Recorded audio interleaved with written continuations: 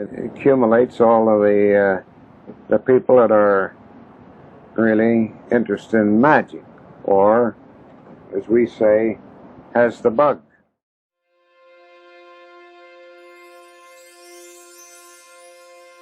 Hidden within the city of Reading, Pennsylvania, there lies a shop.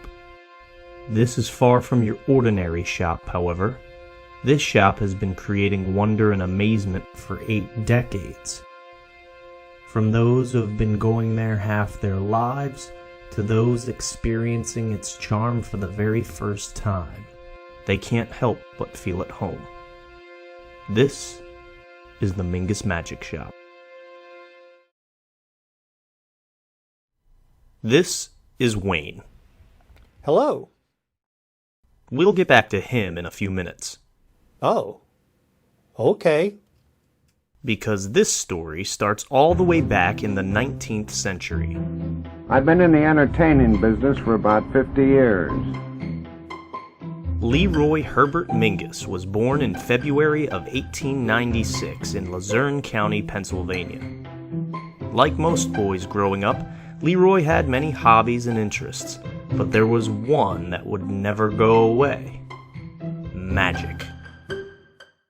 It wasn't until after briefly serving in the United States Army during World War I that Leroy attended a local performance by famed magician Howard Thurston.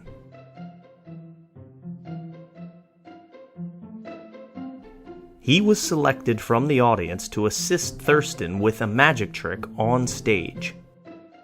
Following this encounter, Leroy knew he was destined for the life of a magician. After taking the time to hone his craft, Mingus quickly became a staple in the East Coast vaudeville circuit. He shared the stage with the era's top names in entertainment.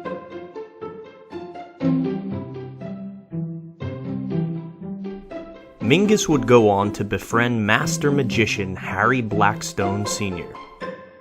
The two would write and visit together whenever their paths crossed. It was also in 1938 that Mingus joined the business world when he decided to open the Mingus Magic Shop. My business at one time was at 408 Penn Avenue, West Reading. Actually, you couldn't find the shop. It was somewhat hidden.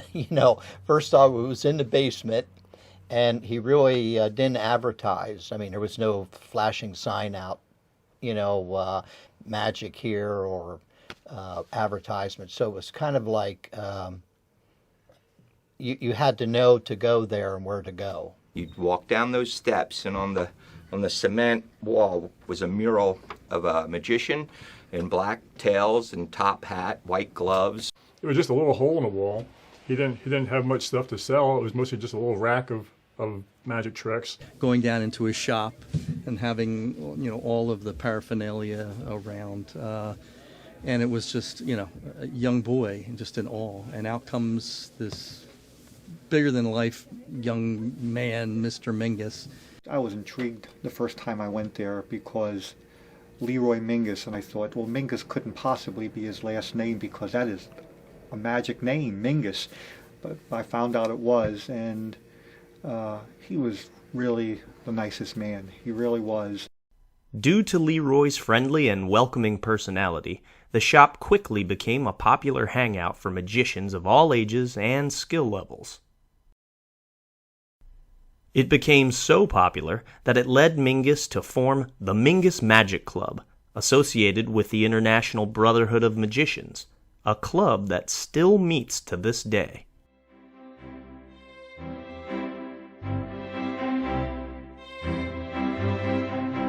Another thing that the Mingus Magic Shop would become popular for was their feather flowers.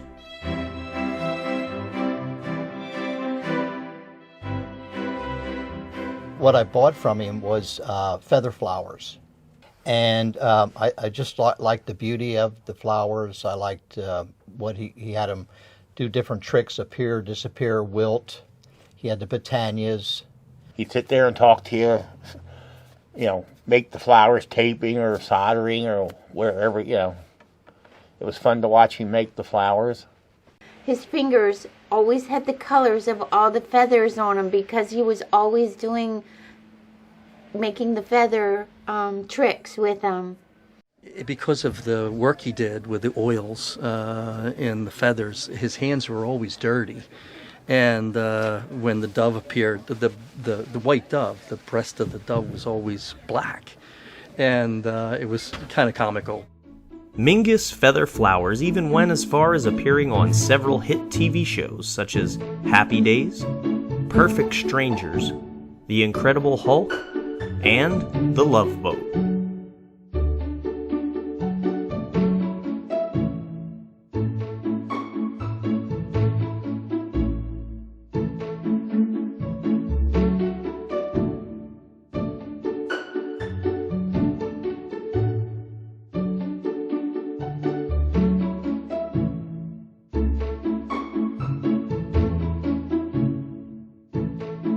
The highlight of the Feather Flowers' fame came when the theme for the 1962 Miss America pageant was magic. Leroy was asked to construct, along with a few other props, a 7-foot, 64-flower Botania for the show's climax of producing Miss America. Mingus's creativity didn't end there. He produced many more tricks. So many, in fact, that in 1952 he established the Mingus Magic Manufacturing Corporation. Every time he would come there, he'd have a new trick, and he was also giving. He was very, very giving too. A lot of times he'd just say, here, and give you a trick that, something small or something like that. One of Leroy's biggest endeavors was releasing the Young Magician Magic Set.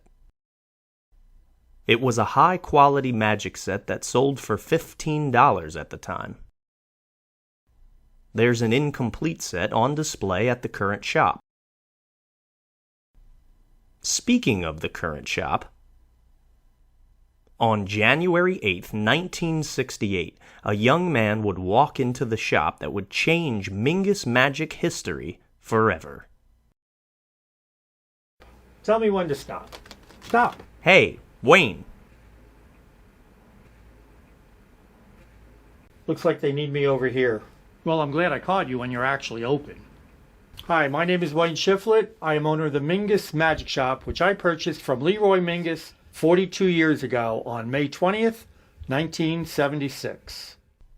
Little did Wayne know that over the next 50 years he would change the magic world with his influence.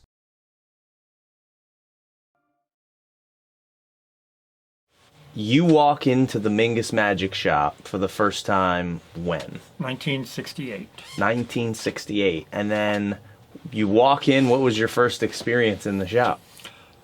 Showing a trick where Mr. Mingus would take a ball and penetrate a solid ball, penetrate a solid cups and balls. So breaking the laws of physics and science, basically, right before your eyes. Yes.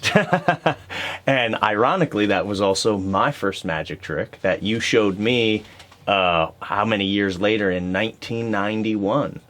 So it all comes back around the horns. My version of cups and balls is taught to me by Leroy Mingus 50 years ago. It's done with 3 balls and 3 cups.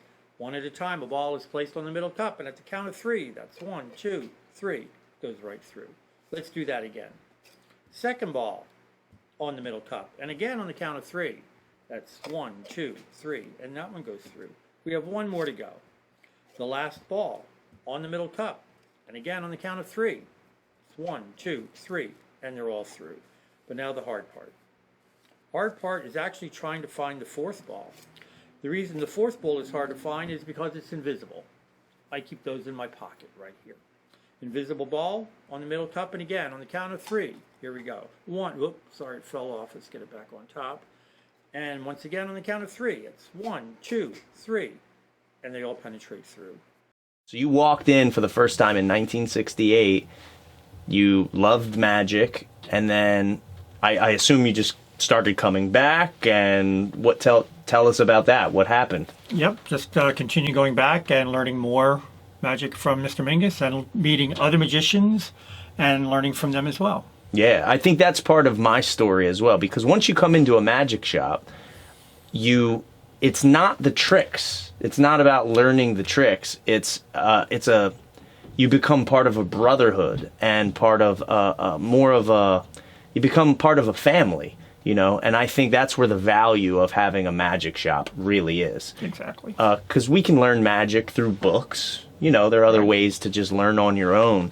But I think the benefit of having a magician in front of you to talk to and talk about the problems and work things out one-on-one and then making friends beyond just the tricks. I think that is really where the magic of a magic shop really is. Yes. The importance of a brick and mortar magic shop. I'm sure there are many full-time professional magicians who got their start in a brick and mortar magic shop. Without a doubt. And I'm one of them. You know, example. You eventually bought the Mingus Magic Shop. 1976. Wow. And so you've owned it since then for 43 years now.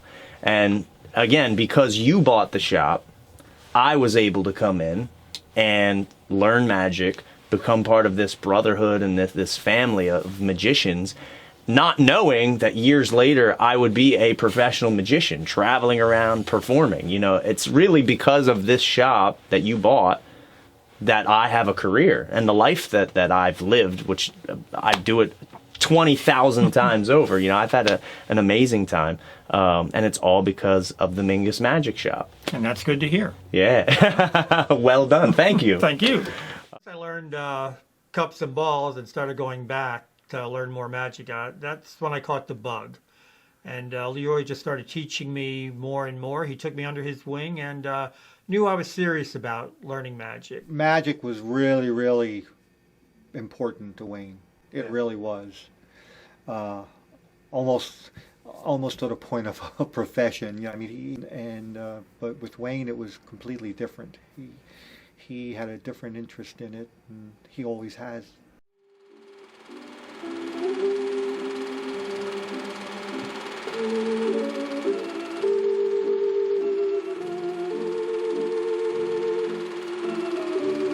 My son Wayne doing his magic again.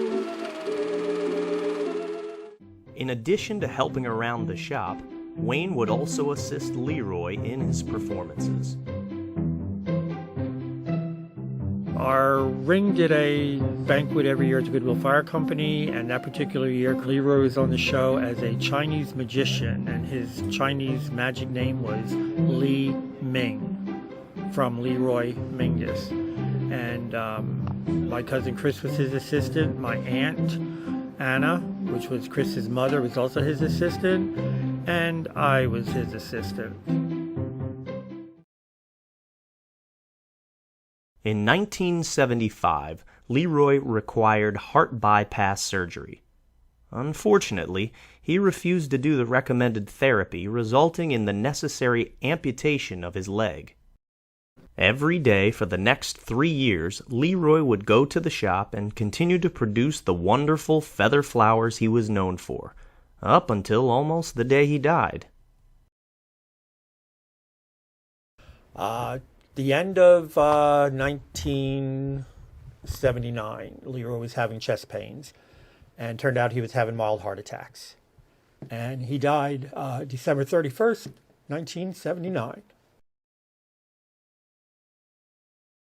Mr. Mingus not only taught me how to perform, but also gives me advice on how to handle yourself on stage and deal with the public. And he made my first table that I performed in. He made sure I had the props that I needed to do a show. And if he was performing at a place, he would ask me to be his assistant and help him out. And there's a few other magicians that asked me to help them out on other instances, for example. I being one of them. Exactly. Yeah, and it's funny because, you know, Leroy and you would work together. And, you know, here I am again, it's just passed down generation to generation, and here I am asking you to help me. Right. You know, we were on TV together, and you're assisting me in a show in the same way, you know, that you assisted him, and, you know. And as well, there was a time when you worked in the shop. Yeah, I came in. I think it's a rite of passage. If you want to become a professional magician, you have to spend a short amount of time working in a magic shop. It's it's just you have to pay your dues.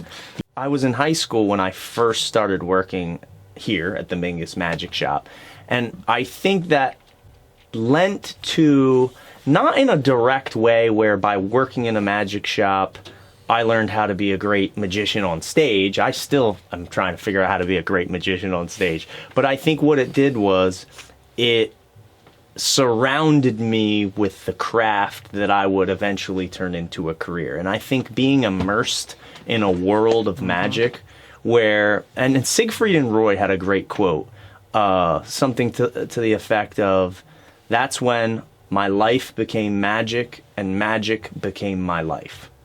Because there's this threshold you cross from just being interested in magic and really liking it a lot and jumping off of that cliff to where it truly becomes your life. Sure.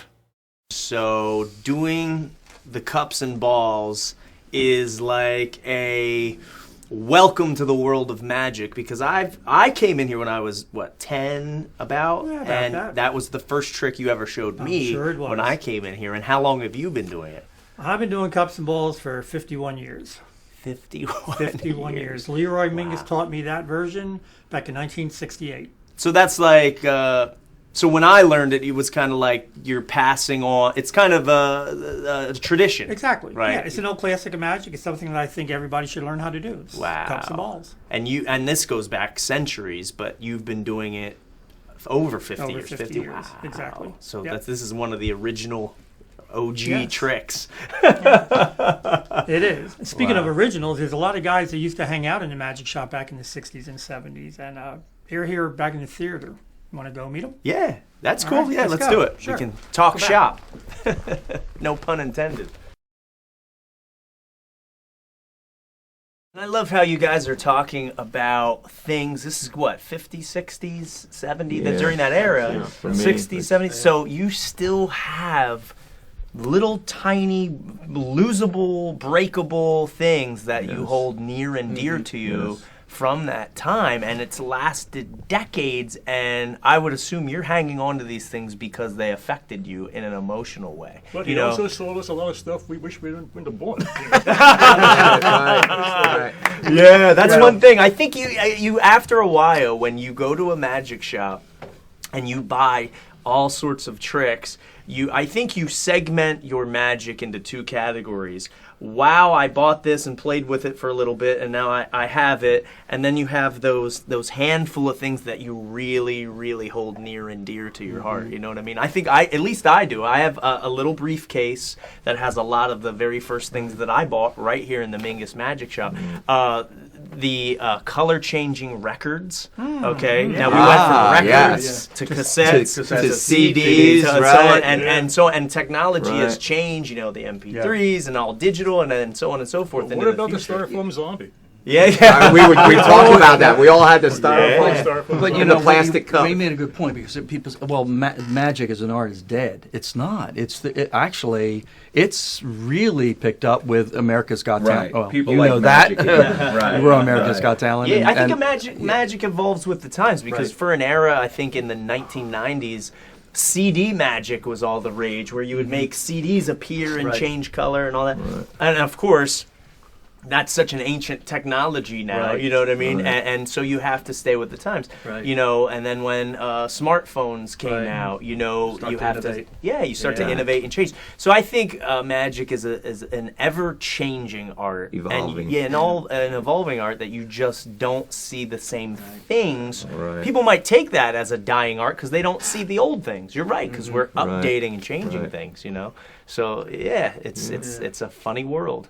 Same trick in a new way, kind of thing. It's still remarkable to see some of the young, just card manipulation. I mean, you know how it's done, but yet you see it, and it's like, wow. It's incredible. Some of the young people today. And the coins. Yeah. I'm obviously, you were here in the early days of the shop, and I'm hearing all about, the things that were going on and the tricks he sold and all that. Now, I've been coming here, since I was a 10-year-old, which is a long time, and I know the history of the shop from my era coming forward. And one of the things that I know, at least it seems to be the big thing that Leroy Mingus and this shop in particular was known for, are the feather flowers. Was that Leroy's big trick? That was it. Yep. Feather flowers. He manufactured feather flowers and sold them all over the country. That's what the Mingus name is known for. Feather flowers. Cool. And I think everybody at home would know things about feather flowers. They might not know they're made of feathers, but to make a bouquet of feathers appear is a real well-known magic trick. Yep. Cool. And Leroy taught me that when I first started going into a shop. Wow. And we still make them right in the back room. And that speaks volumes for the type of community and the type of, I don't know, how do you, it's so hard to explain what is inside of a magic shop. People think, oh, I'll go in there and learn a couple tricks. It's not that. You're having an experience more than just learning tricks. And so I can't imagine, your experience of 43 years. It must have been Well, amazing. It's a lot of times just watching guys coming in, sitting down at the table, doing some close-up magic, learning from each other. And they're doing their thing while I might be waiting on another customer. Or have a family come in with a 12-year-old kid who wants to start learning magic and showing him the first thing that I've showed everybody else, the cups and balls. Having a solid ball penetrate a solid cup, and they're amazed as to what he can do. And then they buy the trick, you teach him the secret. And hopefully for a lot of people that starts the ball rolling. They get the magic bug. I was just ready to say that. That's like I'm a mind reader. They caught the bug. Cool. What are you guys doing? Who came to visit? Adele. Oh, Dell's here. Adele, have you met Wayne Hoffman? Howdy. No. Wayne Hello, Hoffman? Wayne. Pardon me. How are you? Oh, I collect hugs. Oh, okay. I was going in for one. That's great. Now, Adele is part of the original Harry Blackstone Senior Show. This is the elusive moth from 1947 to 1950. Wow. So you're the wow. Yeah, So yeah. you're a magician's assistant. Yes. And Harry Blackstone, one of the Senior. world senior, and there's two Harry Blackstone, Right. senior and junior. So you were his assistant. You're like one of the original magician's assistants. Like, Well, not quite original because he was starting out in like the 1900s. The early 1900s. I didn't join till 47 years later. wow. So not one of the originals. Well, see, in my opinion, compared to me, I mean, wow. So what was it like being an assistant to Harry Blackstone? I mean, like, that must have been a wild ride. In the beginning, I knew it was a good show, but I didn't know he was the world's greatest at that time. So to me, it was a gig, and I got paid really well. I was 17, and I was making as much money as my dad was making, $75 a week. Wow. So I sent 50 of it home every week, and I stayed and just used $25 to live on. I could do that for every week. But it was a gig to me to begin with. But afterwards, when I used to see people lined up around the block for tickets to get in the show, I thought, boy, this must be a good show. And it was. Wow. That's And I loved it. I loved traveling, and I loved being an assistant and wearing all the wardrobe and the music and the excitement of first nights in the different towns, and we're going back the next season to another town to meet more people, so it was great. Yeah, going city to city. Now, a lot of people don't realize when they watch a magic show, they say, oh, the magician is doing all the magic, but as the assistant, I mean, you almost don't have a show in a Harry Blackstone type of show without you, right? Okay, she reached out for the hand. People don't realize, I think, the assistants are actually, maybe I'm saying too much here, doing a lot of the magic. That's true. Yeah. They're making it happen. Yeah, and that's interesting. Now, did you sign a contract not to reveal the secrets? No, I didn't have a contract. You just... I was working for a lot of different talent agents in Philadelphia, and they happened to call one of them and they said, "Do you have anybody who's short, skinny, or used to be skinny, and has stage presence and can be available to fit into the wardrobe and travel with us?" So one of them they called. He said, "Adele, go down there and audition, talk to Harry Blackstone." So he made an appointment for me the next afternoon, and I went in and talked with him. He brought in an assistant whose place I was going to take, and another assistant that I had to match her with size, because we did doubles, if you know what that means. And yes, then Shh. I didn't know it at the time. Right. But he said, "Yes, you're on the show," and he told me what to expect, and that we were family and we travel together and do stuff. And he said, and I got my parents' permission because I was 17 in those days. They needed parents, and because it was such good pay, they said, "Okay, go on." We were kind of poor, so it was nice, and it was a real. I didn't know how important it was for me to be on that show, because I just kept to myself. I didn't tell people that I was on that show, and I had my own song and dance act, and I didn't. So, but that afternoon that I went down to talk with him, the girl whose place I was taking, she rushed me out to get some silver high heel shoes and some makeup and some things that I would need to travel with the show. And that night I was on stage.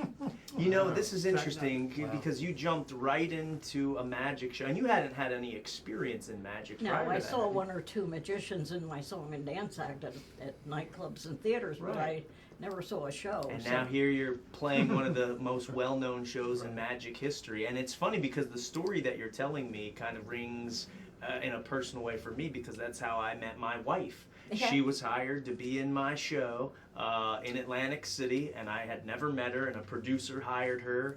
We organized this deal, and you know, I did the same thing. I put her in the show, and people don't realize how important she is in the show, you know. And then now here I am, you know, years later, locked in, and that's how I met my wife. So yeah, that's what an experience.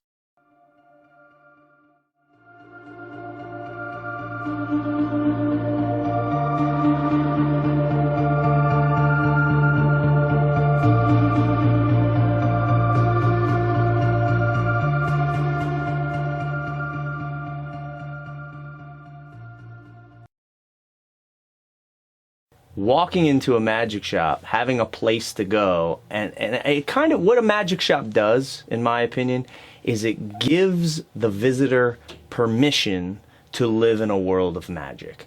It personifies magic. There's a guy behind a counter, you know, who shows you that this is something you can learn, and that it's okay, and it's not a secret craft, and it's not witchcraft, and this is something you can go to a place, and it's giving yourself permission to, like I said, live in magic. The Mingus Mini Vaudeville Theater is the perfect venue for all the events the shop hosts.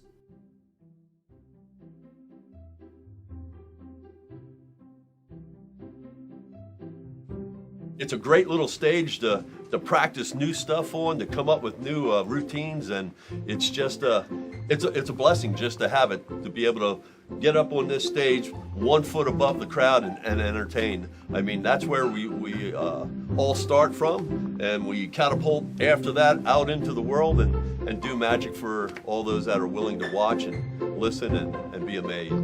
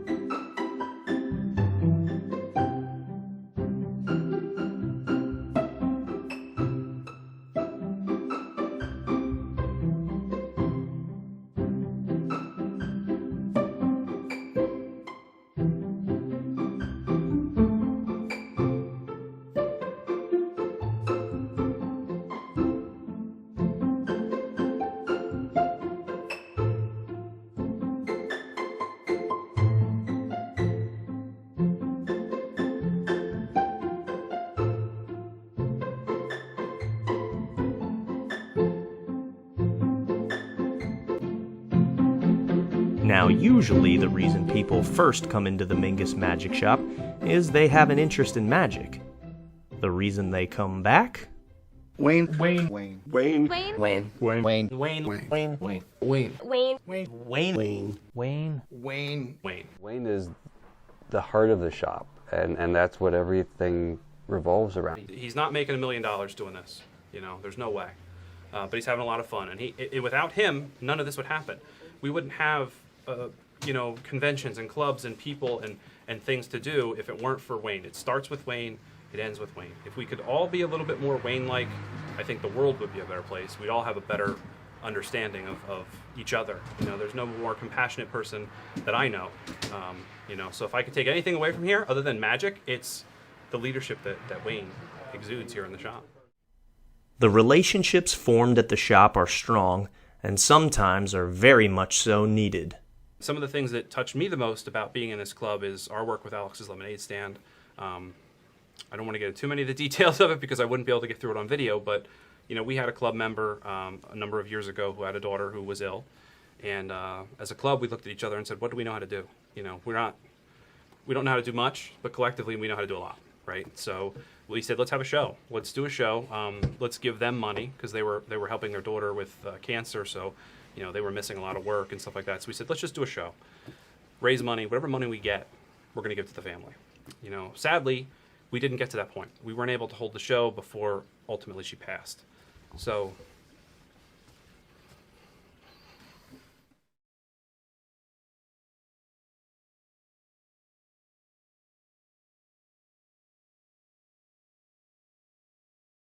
the most touching thing is just how much everybody embraced us and our story. With that first magic show, as I mentioned earlier, that initially was coming together, a lot because Ryan and the rest of that group were trying to figure out a way to help us out because my daughter was sick, and we didn't know at that point how things were going to turn out.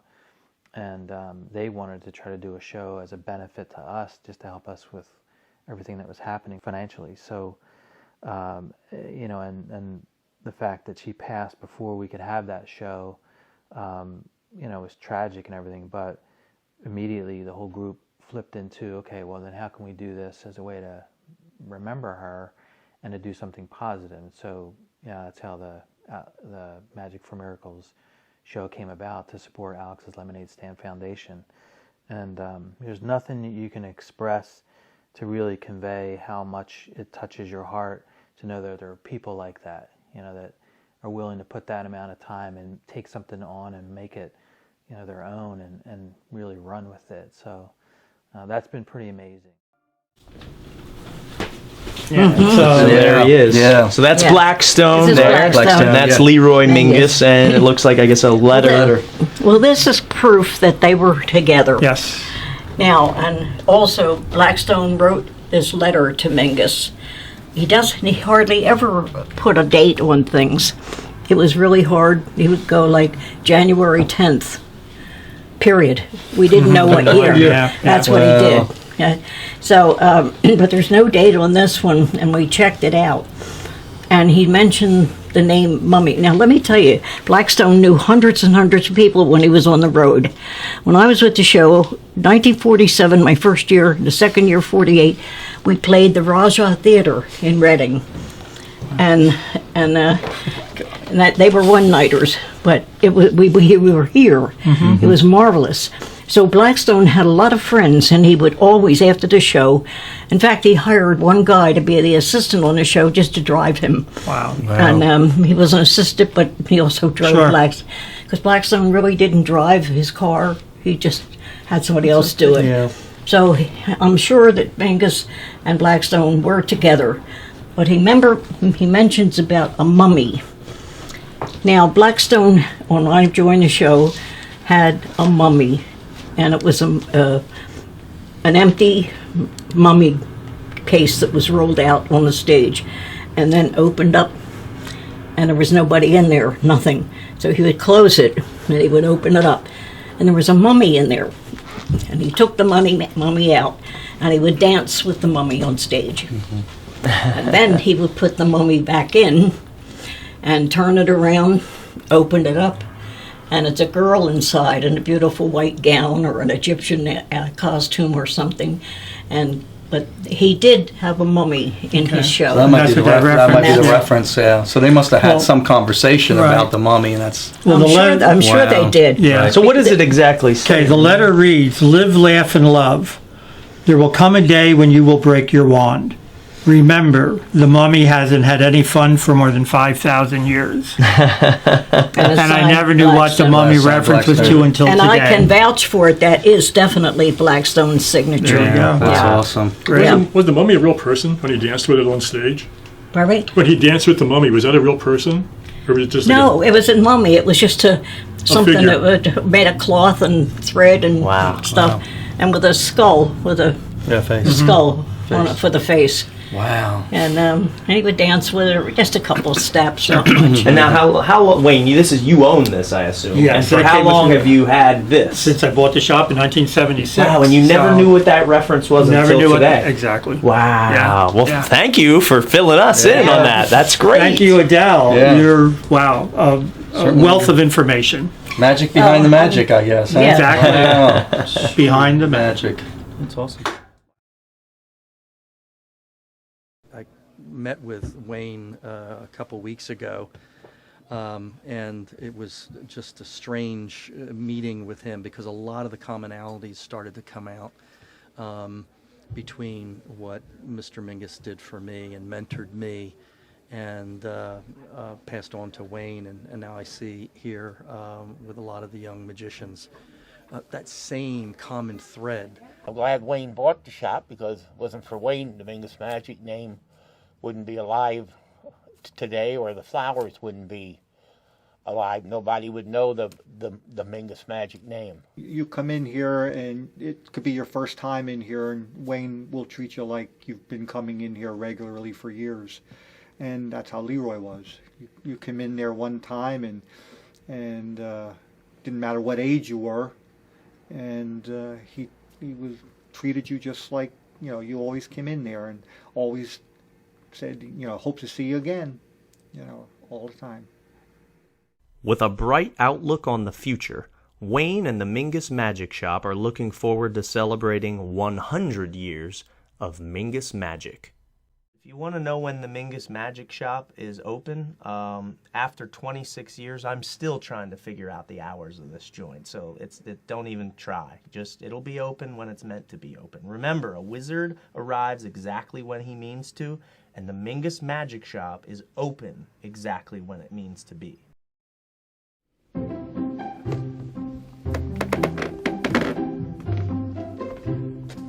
You still here?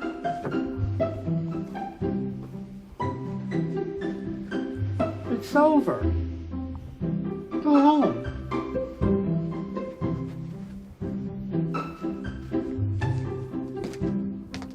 Go.